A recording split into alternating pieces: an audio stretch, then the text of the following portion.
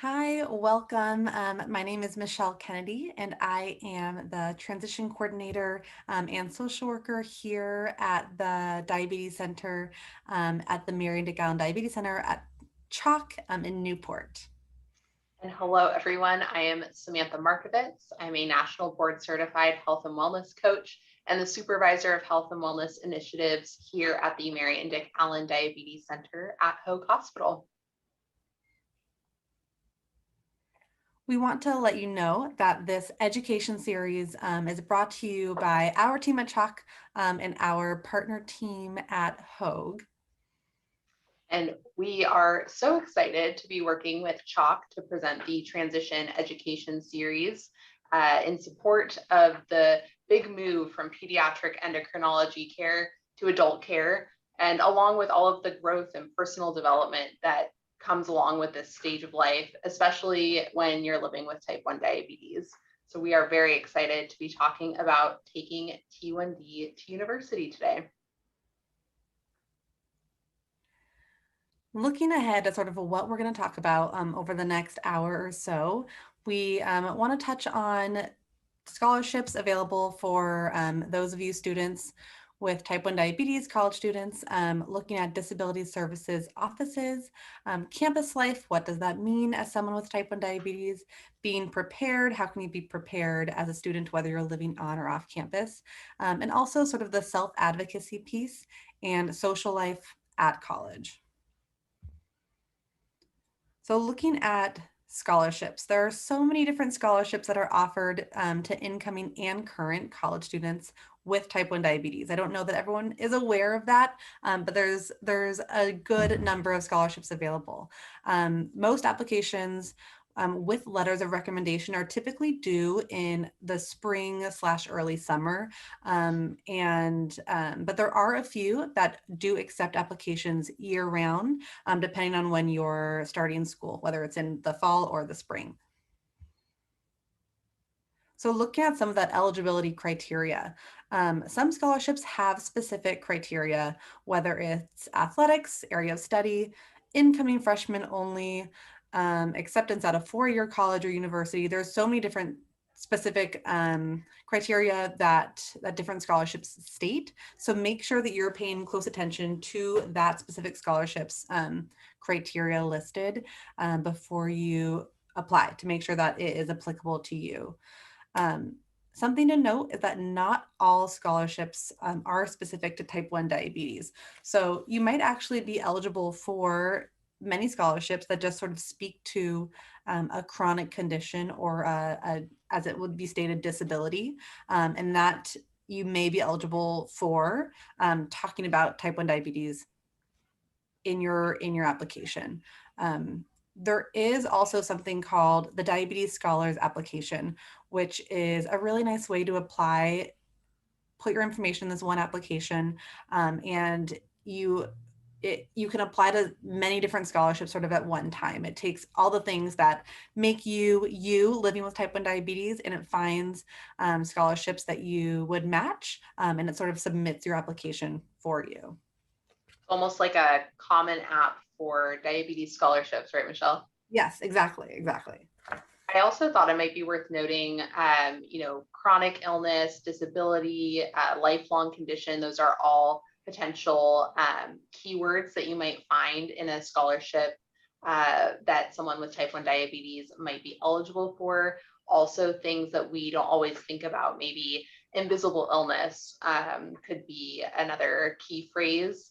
And I also like to remind everyone, our story of living with type 1 diabetes is so unique to ourselves, and we may not think about it being special as something that we would share in an application, but even in a non-diabetes or non-illness related scholarship, perhaps thinking about some of your unique experiences as a person living with type 1 diabetes, that those stories could make helpful insights into who you are as a candidate for that scholarship. So something to keep in mind there as well.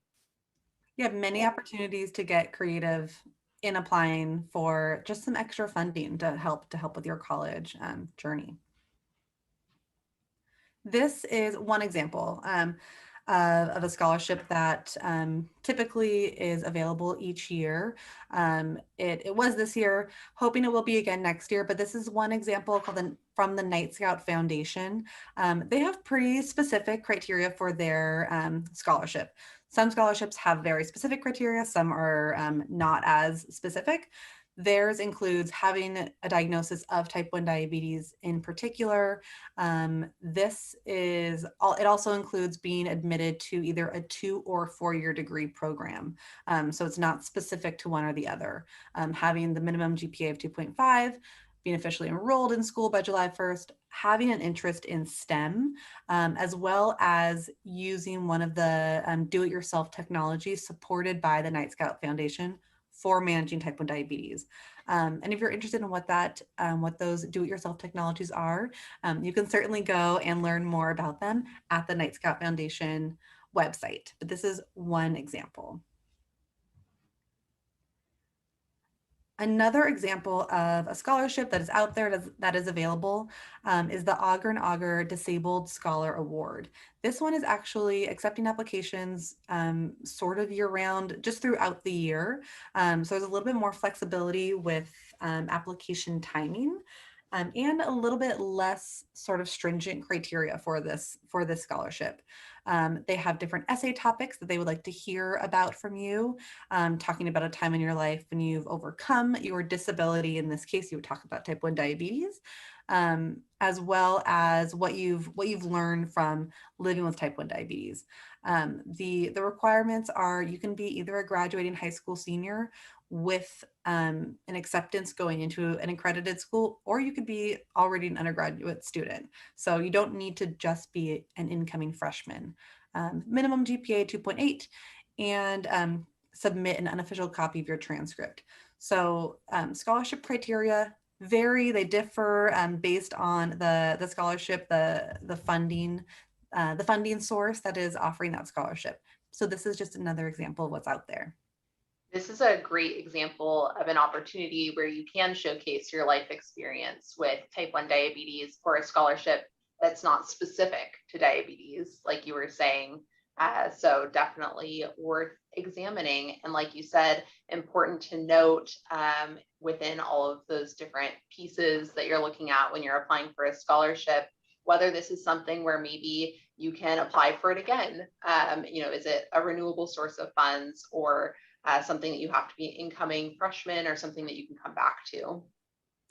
Yeah, that's a really great point, Samantha. Also, is looking at each scholarship and seeing whether or not you can reapply, or is it a one-time scholarship. Just be informed about opportunities to help with any financial assistance for your college experience. Absolutely. There are a ton of great websites actually out there that have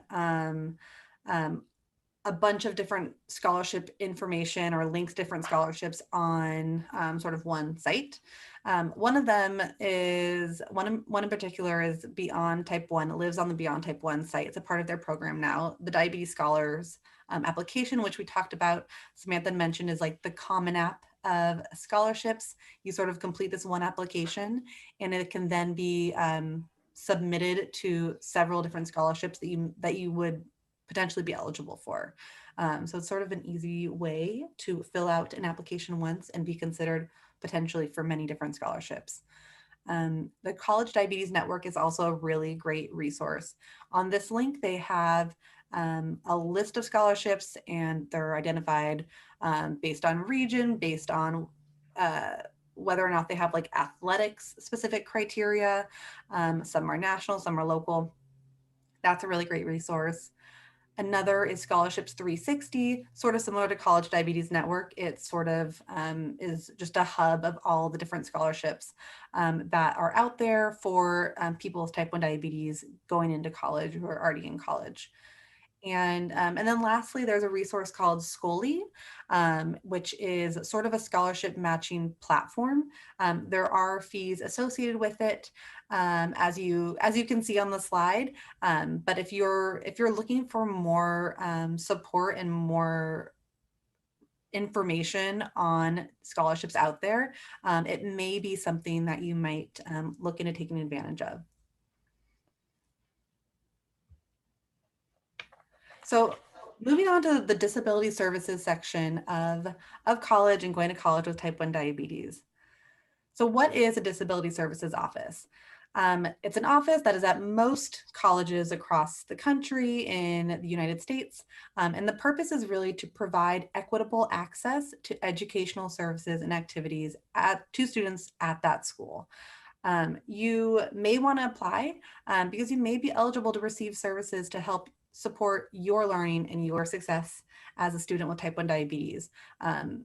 Having accommodations in place ahead of time can help sort of mitigate the potential for emergencies, unnecessary stress.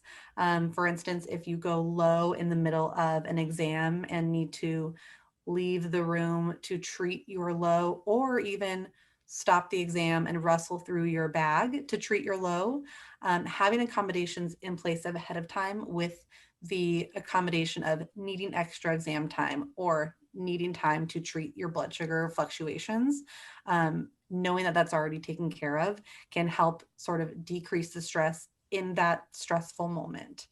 So that is a benefit to applying.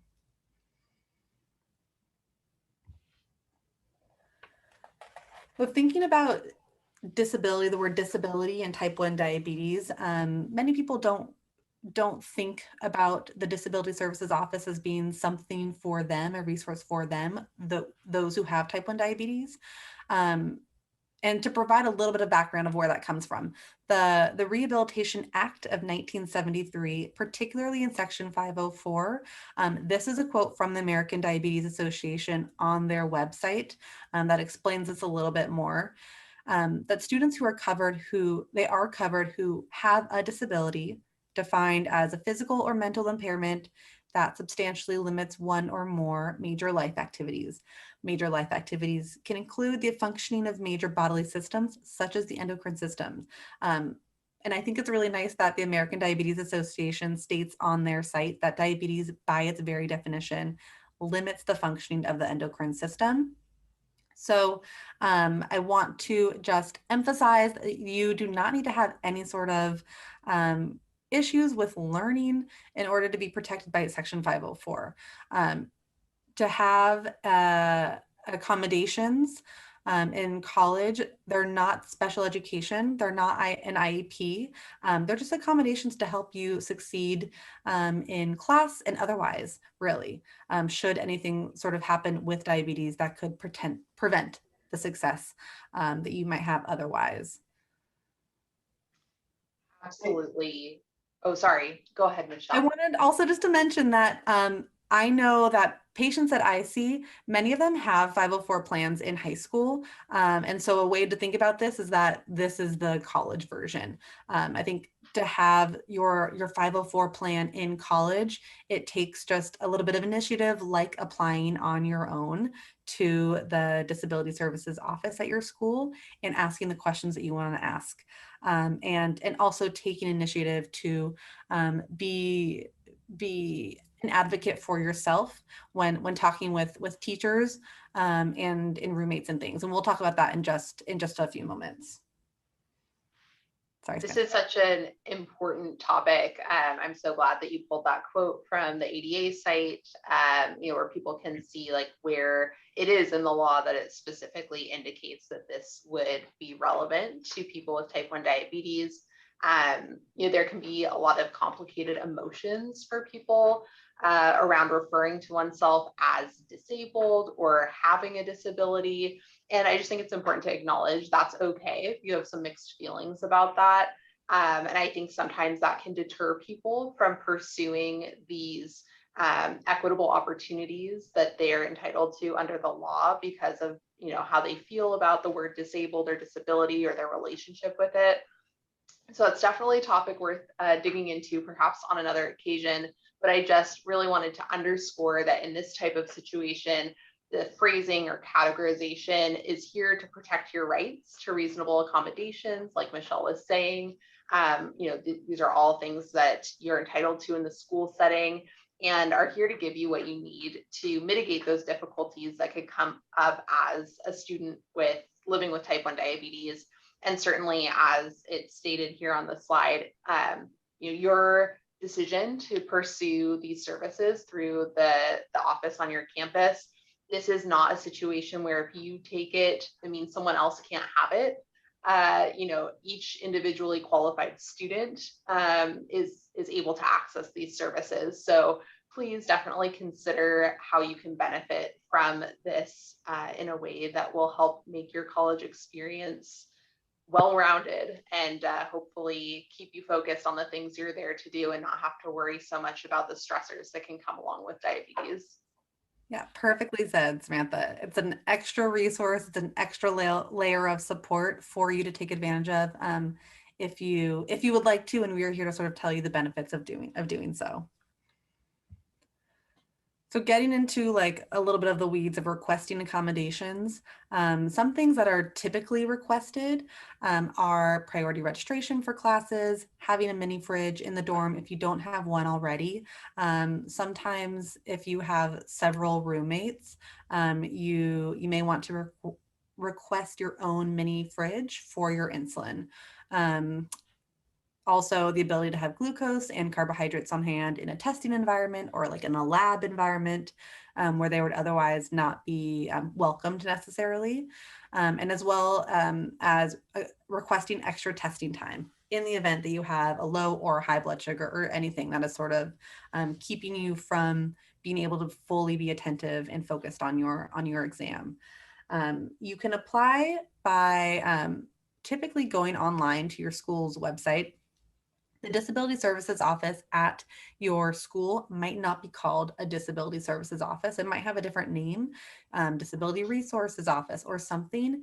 Typically, if you even just Google your school name and Disability Services Office, their specific site will come up, or you can reach out to your school directly and ask what it's called. But you should be able to apply online through your school site. Often there is a portion that you as a student would fill out, and then a disability verification form portion that your endocrinologist and care team would complete and sign, and then either we would send it over for you on your behalf or send it back to you to upload into your school's portal, however it might be. It varies based on the school. And also, if you do have questions, feel free to ask. I definitely encourage asking questions. Schools are typically very receptive to those questions. You can also ask your endocrinologist and care team as well. We are here as a resource too. So let us know what you're needing help with, what you're thinking about, and we can see how we can help accommodate you.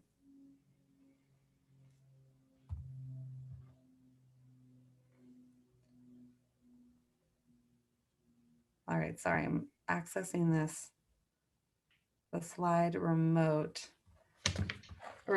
and it's having some issues. This is a sample form. So this is just so you can get an idea of what a form might look like. This is for California State University, Fullerton. You can see like the very brief upper section is for the student to complete, and the rest is for your medical team, your care team. Other forms are longer. Other forms want just like a letter from your care team. So they come in all different sort of forms, for lack of a better word. Moving on to talking about campus life. So for those of you who are moving onto campus, some things to start thinking about even before you make the official move onto campus. Start to become familiar with your surroundings. Find out where the nearest hospital is, locate the nearest pharmacy, learn more about your campus health center, find out where that is, and then also find out what services do they provide. Sometimes you can even get your diabetes supplies filled there. Find that out. Do they fill prescriptions directly there? Also wanting to consider coordinating your diabetes prescriptions and supplies. So thinking about will you pick up your supplies from a pharmacy or will you have them mailed to you? How do you receive your supplies now? Is that going to continue? Talk with your family, see what the best plan is. that works best for you guys. Sometimes students will, if they're coming home frequently enough for holidays or just for visits, they will just keep their supplies being shipped to their parents' address, and then just restock and take what they need with them up to back to college. And then others opt to have it all directly mailed to them. If you are the latter, check with your dorm mailroom and see how they handle things that need to be refrigerated, like insulin. How do they handle those types of packages? What would that look like? A lot of different things to consider, but talk with your family and your school and decide what works best for you guys. Additionally, thinking about organizing your diabetes supplies, if you're in a dorm or if you're in an apartment, where will those supplies live? At your house or your parents' house? Currently, you might have, they might be like in the central family space. They might not be like in your designated space. So think about where you want those to live in your new sort of home away from home environment. Do you have a designated space in the refrigerator for your insulin if you don't have your own refrigerator? How will you know when you're running low on supplies? How will you keep track of that? These are all things to consider, which you may not have considered already, that will be super helpful to sort of sort out before you move on campus. These are all things that you want to think ahead on. You don't want to be caught, caught there at the last moment, needing to find the nearest pharmacy and not knowing where you can get to, maybe on foot or, with whatever limited transportation might be available to you on campus. Certainly, your campus health center may be able to source those supplies for you, but they might need some advance notice if it's not something that they regularly stock. Certainly, nobody wants to go find in the fridge that they don't have any insulin left. They used their last vial and now it's a panic. So these are all things, like Michelle said, you just want to come up with a plan, and you can talk with your family, your people on campus, all of the resources, your care team, everyone's there to help support you so that you can plan ahead and be prepared. Yes, definitely plan ahead. We are big proponents of planning ahead, especially before you are moved in into your dorm. And for those of you who are not moving out, you can definitely still start to take ownership of your diabetes management. We are big advocates for everyone who is transitioning sort of into adulthood, into young adulthood. You can start taking responsibility and ownership of all the different parts of your diabetes management that perhaps you, maybe a parent had been managing previously. So for prescriptions, you can start to either pick them up. You can start to, like, if you get them filled at CVS, you could download the CVS pharmacy app and do refills on your own. You can start to call in for refills or call your doctor when you need refills. Organizing your supplies if you're still living with your parents and you're not moving onto campus, you can maybe start to figure out ways to work with your parent, your family, to decide how will be best for you to organize, how to know when you are running out of supplies, so that, like Samantha had mentioned, you don't find yourself on your last bit of insulin or your last anything, and then it's sort of panic mode. And then lastly, campus health center. Just to reiterate Samantha, even if you're not living on campus, you can definitely take advantage of your campus health center. Find out what they might be able to provide and offer for you with type 1 diabetes and your specific needs. Now, thinking about being prepared on and off campus, being prepared is something that, again, we are big fans of and really want to stress the importance of. Make sure that you have the important contact information accessible.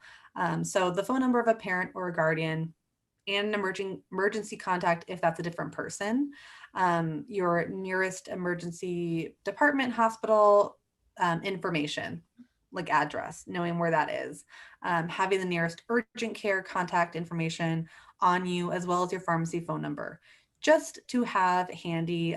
Save them in your phone, maybe put your emergency contact on your like speed dial or favorites list on your phone if they're not there already. All of those things are super handy to have in the event of emergency, and you don't have to scramble through anything to have to find them. And always have your medical ID on you, whether it's a bracelet, a necklace. Make sure to have it on you, and it's only going to serve as a support for you. And also have glucose on hand in case of low blood sugars. There's so many different forms of glucose, as I'm sure you are so well aware of. There's glucose tablets, there are juice boxes, sugar packets. There's a variety of different things. Figure out what works for you. Pop some in your backpack and your purse and your gym bag, and all the bags that you have, just to have it on hand in case you need it. There are so many important pieces of information here on this slide that you just went over, Michelle. Something that just came to my mind too when we were talking about like knowing where your nearest urgent care is, for example, you know, you also want to make sure you have your insurance card info with you. If your parent or guardian is the source of your insurance coverage, definitely make sure you have that chat about knowing where you can go. You know, that you're prepared to head off if you need to get care anywhere where you are covered. So hopefully that helps mitigate, again, any additional stressors. Because once you're needing that additional support and care, you don't want to be worrying about looking into any of that. So keep that information handy. As far as medical IDs go, if you haven't yet utilized emergency IDs, you know, check out your phone. A lot of the phones now, I know specifically Apple phones, have kind of a slider on the home screen.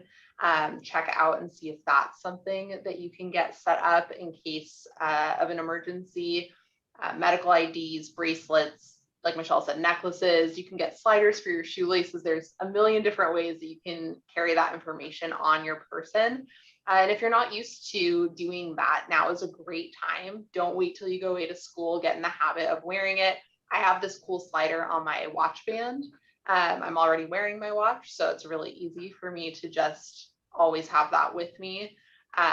Whatever it is, there's so many options, and you just want to pick one that you like and stick with it. You can customize them, make them, you know, cool for your personality, match your outfit, or just like make it just simple and subtle, and it's just there in case someone's trying to help you in an emergency. So find whatever works for you and make sure you wear it. And as far as having glucose on hand, I just think you can't emphasize this enough. So many campuses have like a million vending machines or cafes or restaurants, which is great to know where all of those things are, but it's still most helpful to keep something on your person in your bags, like you were saying, Michelle. Maybe it's after hours, maybe something isn't available to you, maybe your blood sugar is dropping and you don't want to have to go wait in line and pay for something and then go find somewhere to sit and do all of these things when, you know, if you just had like those gummies in your pocket, you could just pop them right in your mouth and handle it in a minute instead of having to figure out how you're going to navigate that situation. So I just thought that was worth underscoring as well. Yes, definitely. Thank you, Samantha. Those are all good points, especially with having glucose on hand and knowing where the cafeteria, cafes, vending machines are also. All of those things are so helpful. All right, talking about emergencies. So thinking about what constitutes an emergency, when to go to the ER. Is that something that might happen when you are sick? What does sickness look like for you? What happens when you are sick as someone with type 1 diabetes? Throwing up, that can lead to an emergency. Having large ketones is an emergency. I mean, I think talk with your care team, but these are all sort of things to be aware of, and develop a ketone protocol specifically with your family and your care team. Figure out who will you call, when, at what point will you call them, what actions will you take. Talk with your family, talk with your endocrinologist and your care team, and figure out what the best course of action is for you so that you are very clear in the event that you do have large ketones and you're not able to even like get in touch with your family or a parent right away, you want to know what you should do next, and not have to have the added stress of not getting in touch with them. And then also thinking about who can access information and make decisions for you in an emergency if you were to be incapacitated. So if you are 18 and older, going off to college, you will need to sign the power of attorney and the HIPAA release paperwork in order to have your parent or guardian still involved in your care. Such an important reminder. I think sometimes we can forget, especially if we've had family that's helped kind of guide our diabetes care for a long period of time. And even as an adult, we rely on our support network, and yet there are certain things that people cannot help with unless that paperwork has been taken care of in advance. Again, another one of those things that you want to take care of it in advance, hoping that, hopefully you never need it, but you're prepared and it's taken care of in the situation that you do. And really just keeping in mind, talking about emergencies, whatever you're dealing with, if it's a situation related to your health that you feel is outside of your ability to manage it on your own, that's an emergency to you. And so you should have a plan on, okay, if that were to happen, who do I call? What do I do? Do I have these, emergency supplies on hand? Who's going to make sure that I'm taken care of if I'm unable to speak for myself, et cetera. Just important things to think about in hopes that we never need to enact those plans, but better to be prepared. Yeah, 100% better to be prepared. And also I'm thinking of students who may be ready to move onto campus. Even if you were to like be already on campus, you can still do these things. Mm-hmm. Still figure out, especially developing emergency plans for a variety of different possible potential emergencies that could happen. Chat with your family, chat with your care team, and talk through some of these things. All right, moving on to sort of our self-advocacy piece, which really self-advocacy is so sort of the theme throughout this entire session presentation, if you will, in that you are becoming an independent adult in a lot of ways, moving away from home or just starting this college journey and leaving high school. And that is a huge transition in and of itself. So particularly around talking to your teachers, your instructors, and what that might look like. Thinking about when you're at school, what can you say to like your teachers, for instance? They may be notified by the Disability Services Office if you have accommodations in place, but they will not be notified of your specific diagnosis. They will not know that you have type 1 diabetes, but they will know what accommodations you have in place should you need them. It's up to you if you want to disclose your diabetes at the start of the semester or quarter. A benefit to doing that is that it allows the teacher or the instructor to put a face to a name. So they might see on their sheet at the beginning of the semester or quarter that you have the accommodation of extra testing time, and they might not be able to realize that is you in the event that during an exam, if you went low and you needed to leave the room, they might not put two and two together and realize that the person on their form, on their paper, is the person who just walked out of the room to treat their blood sugar. That's always a helpful thing. It does not need to be lengthy at all. They do not need to know the history of type 1 diabetes by any means. Really just important to, if you choose to, let them know who you are, let them know briefly what type 1 diabetes is, what a high and a low blood sugar can look like for you in the event of emergency. It also allows them to be your advocate if something were to happen too. And it gives you the opportunity to practice telling others about your diabetes, formulating sort of those, again, few sentences. It does not need to be like an entire lecture on diabetes, but it gives you the opportunity to practice talking about your diabetes and telling others the sort of most important parts.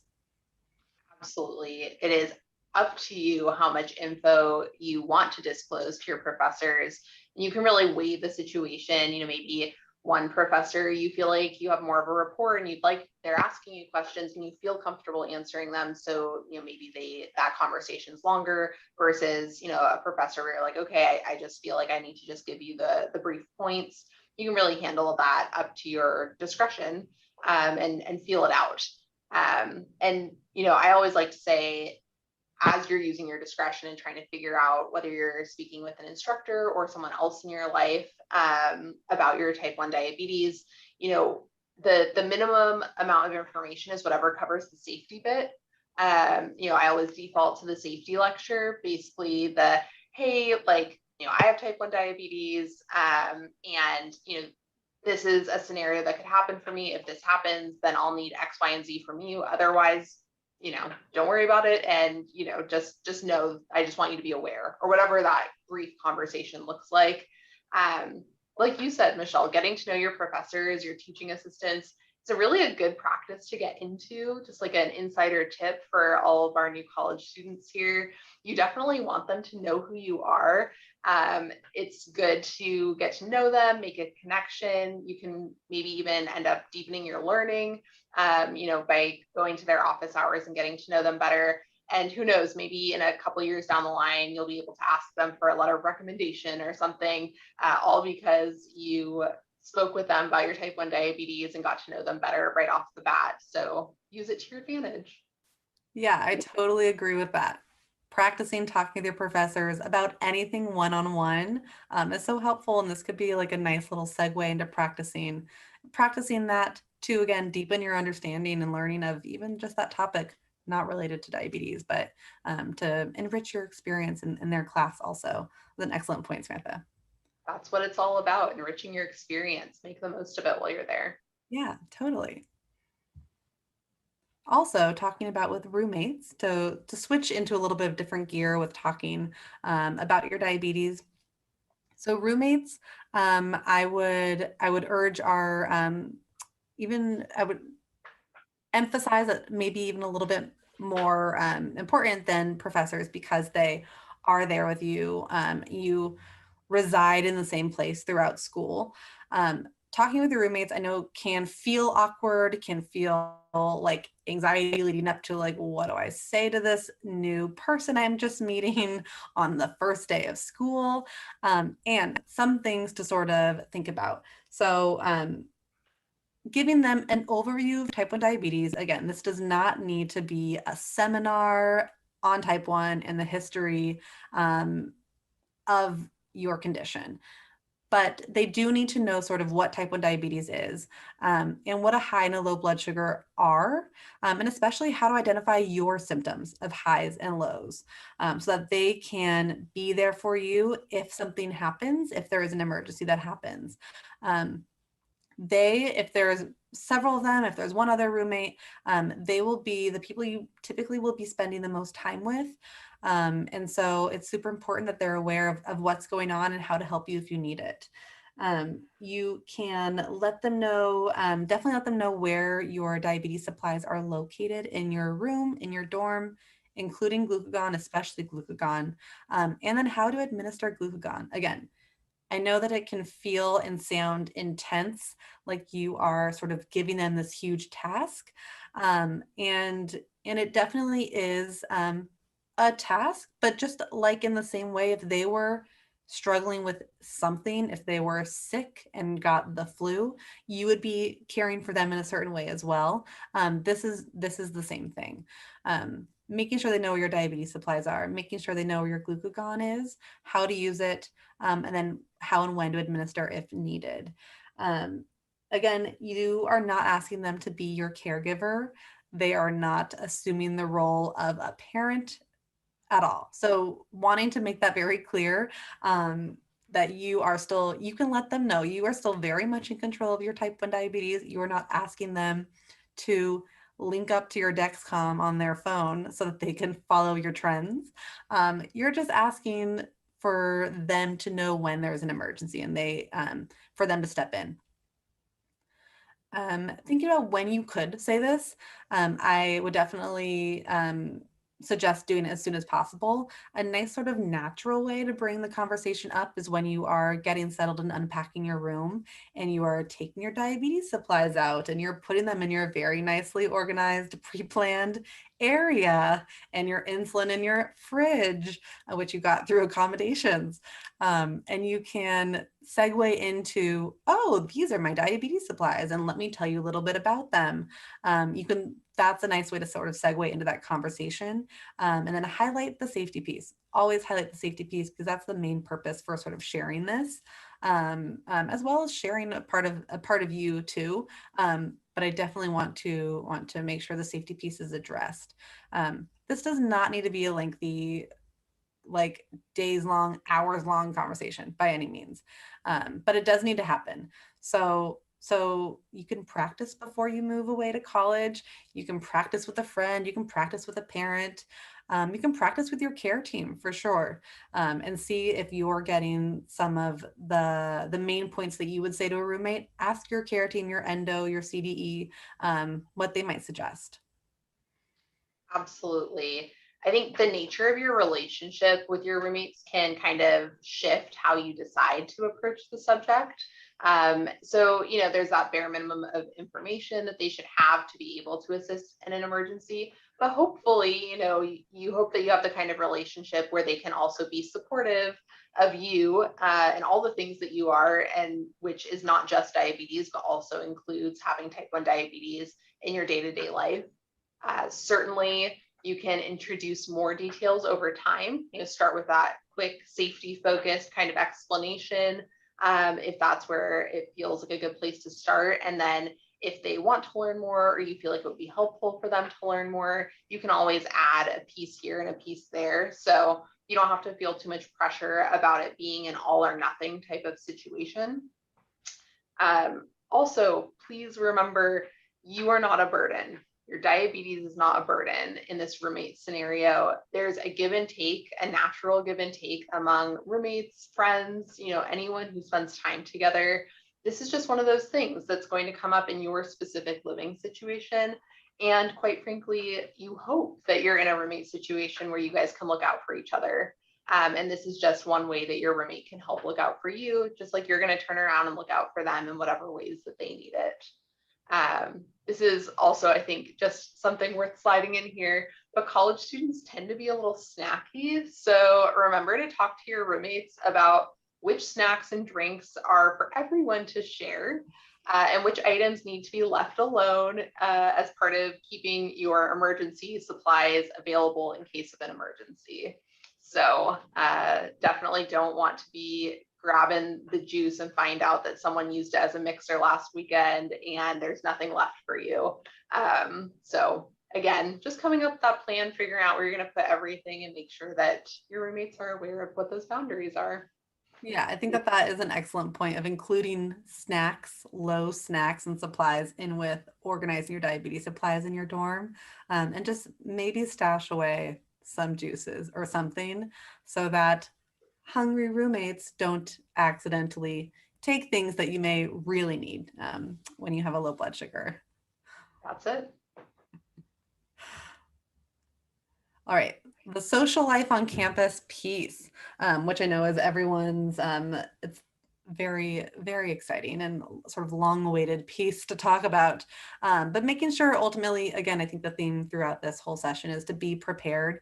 Make sure your friends know about your diabetes and how to help you if you go low. Eat ahead of time, have snacks on hand. I think Samantha and I keep talking about glucose and snacks. Just have them on your person, in any bag that you may be using. Ask your friends to have snacks for you if you want, if they have like a bigger purse, if you're a group of girls, maybe if one of them has a purse, guys, whoever it is, if anyone has a bigger bag that they're bringing, stick some snacks in there also.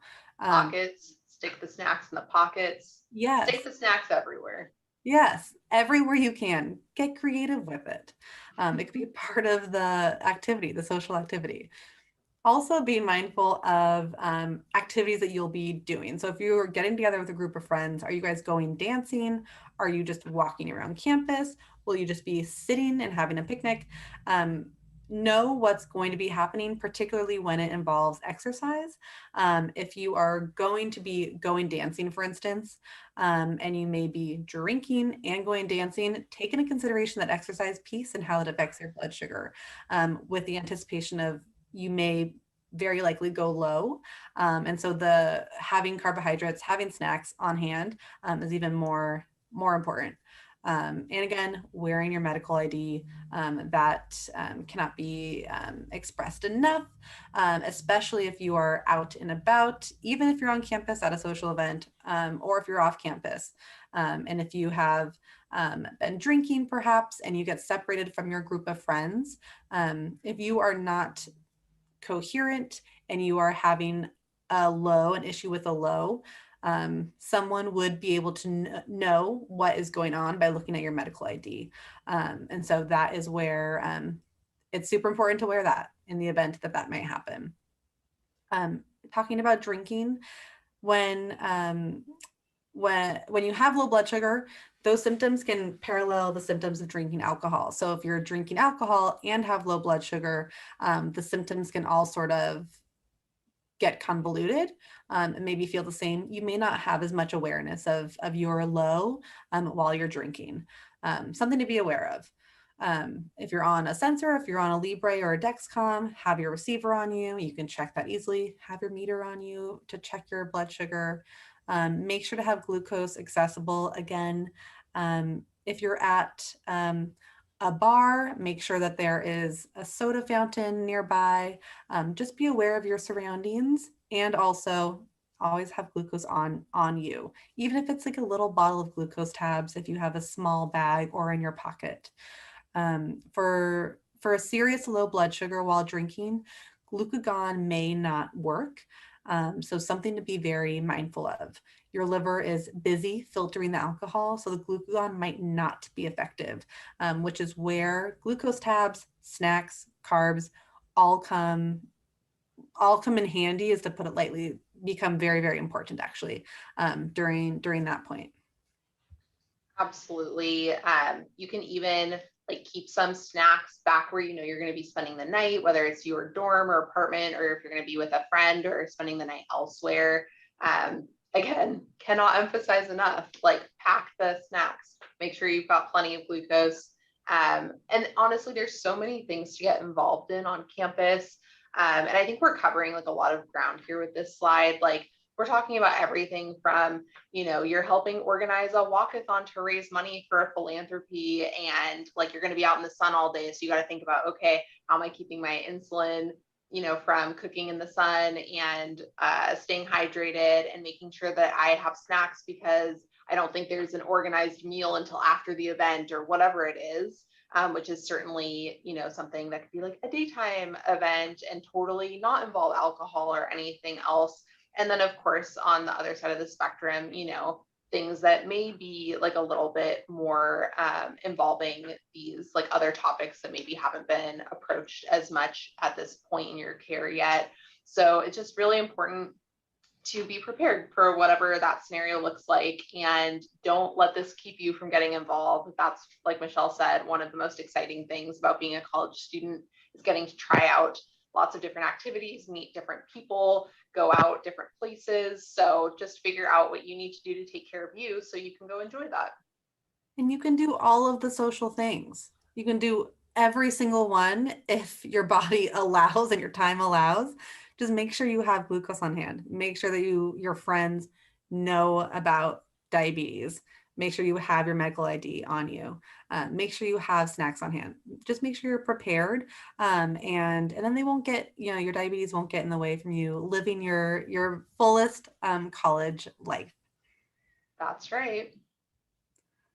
All right, I want to go on to groups and resources available. So whether you're moving on campus or living at home, there are so many diabetes supportive groups, organizations, and communities near you.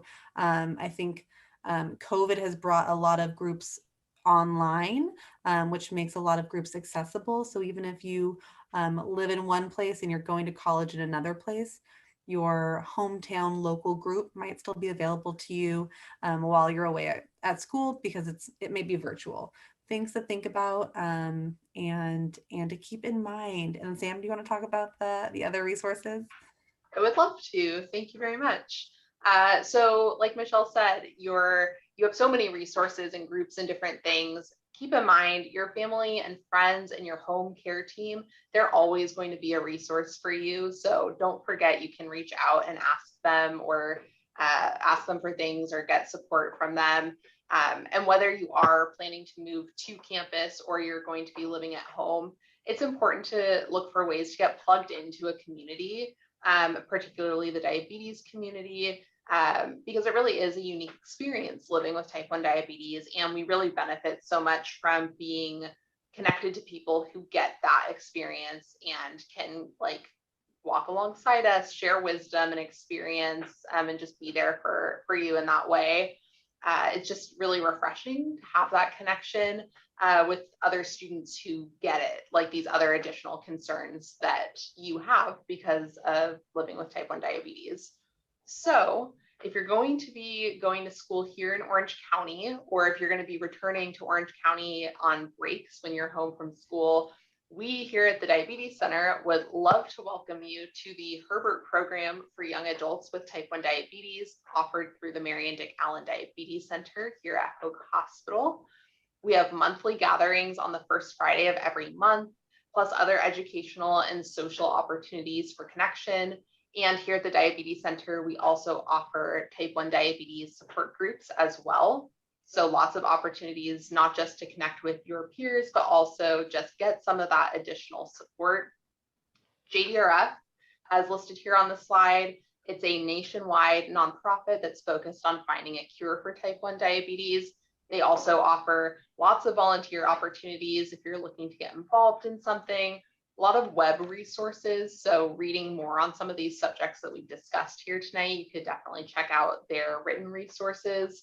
And they also have in-person events for education and connection. So definitely worth investigating if there's a chapter with activities that are nearby to where you're going to be in school, or even knowing how to get a hold of their offices if you're a little further away, just to be able to get that extra support. Additionally, we have the College Diabetes Network, which is a phenomenal resource. They're frequently referred to as CDN. And they have chapters at schools all over the country and campuses of all different sizes. So if your campus has a CDN chapter, this could be a potential built-in community of type 1 friends. And I know sometimes people have it in their mind, like, I'm not interested in making friends with other people living with diabetes. Like, I'm going to strike it out on my own. I don't want to talk about diabetes, like whatever your situation is. I respect that. But I also would like to encourage you at the same time to consider just show up for one thing, connect with one person. It's just really good to know that there are people who might be able to give you advice on the specific things that come up as a college student with diabetes right there on your own campus. So just want to highly recommend, like, whether you're really enthusiastic about it or you're kind of on the fence about how you feel about getting involved with something diabetes related in school, just touch base with your chapter if it's available to you. And additionally, another thing that we'd like to mention is the importance of mental health resources on your campus. Beginning life as a college student is a big transition, regardless of anything else you have on your plate. And then you add on making that jump from from having your family with you through your diabetes care journey, and then making that jump to independent care. That can be really challenging. If you're feeling like you need some extra support, you're having some feelings come up, or anything where you feel like that could be of benefit to you, don't hesitate to reach out to your campus health center and find out what mental health resources are available to you. There's so much more available now than there ever has been. It's getting better all the time. So definitely keep up on that mental health maintenance and take good care of yourself. Thanks, Samantha. Those are all super important resources that are around. So please take advantage of them. In summary, from this wonderful hour that we've spent together, wanting to just sum up sort of some of the main things we talked about, highlighting that there are so many scholarships available to students, college students with type 1 diabetes. So feel free to take a look and see what's out there. Take advantage of any sort of funding that you can get to go towards your college experience. Having disability accommodations in place can help to set you up for success. It can help to reduce stress, relieve sort of that extra layer of stress if something happens, like a low blood sugar in the middle of a test or something like that. Be mindful of new changes that are coming up in your daily routine as you approach going to college or starting another year of college, and the impact to your diabetes, including a new schedule, a different routine, new people, your classes, the location of places on campus, all things to consider, and in your diabetes management.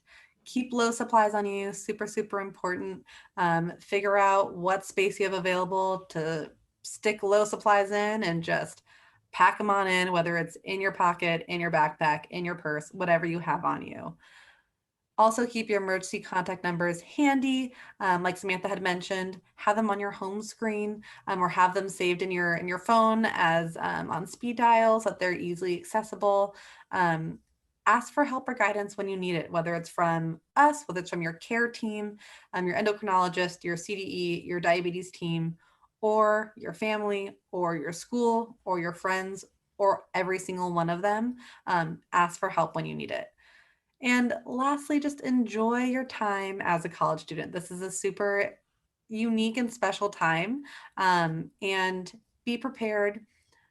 Take into consideration the things that can affect your blood sugars, and with those, you should be able to fully take advantage of every part of being a college student. All right, and I think that is it for us. I'm going to try to navigate to this last slide and see if it works. While you're doing that, perfect. Thank you so much, Michelle. Thank you to Michelle and everyone over at CHOC. We love working with you and partnering with you guys on this really important transition process. We're definitely here to support. Thank you, everyone watching, for joining us. We hope that you found this educational, maybe a little fun at the very least. We know these are kind of taking care of business topics, but hopefully we've made it easily digestible information for you.